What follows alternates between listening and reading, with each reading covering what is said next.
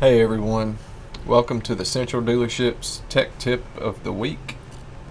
This week we're going to be learning how to install the time and attendance application, since one of the previous Reynolds updates has made time and attendance its own separate entity, its own separate application.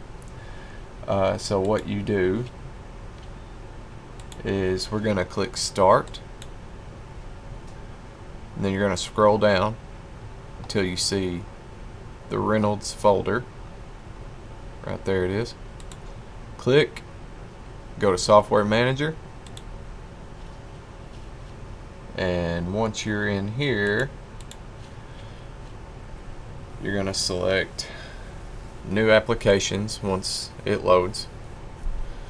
Go down to Time and Attendance, right click, and install. You'll click Yes here. Should be pretty quick. It's going to install a new icon on your desktop since it's its own separate application. So exit out of that and open Time and Attendance.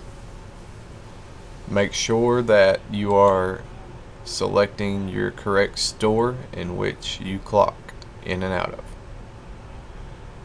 And that does it. Thanks for watching.